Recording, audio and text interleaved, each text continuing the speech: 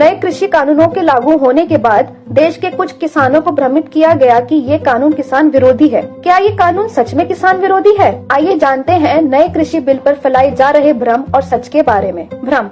किसानों के बीच सबसे बड़ा डर ये फैलाया गया है कि नए कृषि कानून एमएसपी यानी मिनिमम सपोर्ट प्राइस की सुरक्षा खत्म कर देगा। सच। बिल में न्यूनतम समर्थन मूल्य एमएसपी का उल्लेख किया गया है, agreement on price assurance and farm service act 2020 point number 5। इसके अलावा किसानों के पास अपनी उपज को निजी कंपनियों को बेचने के विकल्प भी होंगे। भ्रम। बड़े कॉर्पोरेट्स को फायदा होगा और वो किसानों से जमीन छीन लेंगे। सच। नया विधेयक किसानों को पूरी सुरक्षा का आश्वासन देता है और ऐसा करना असंभव है क्योंकि यह बिल किसानों की भूमि की बिक्री और गिरवी रखना प्रतिबंधित करता है तथा यह सुनिश्चित करता है कि किसान की जमीन का कोई भी मालिकाना अधिकार प्राप्त करके उनकी भूमि के साथ छेड़छाड़ नहीं कर सकता है। भ्रम। किसानों को पिछली सरकार की तुलना में कम एमएसपी मिलेगा। सच। एनडीए सरकार यूपीए की तुलना में किसानों की और बेहतर तरीके से मदद कर रहा है। यूपीए की तुलना में ज्यादा एमएसपी।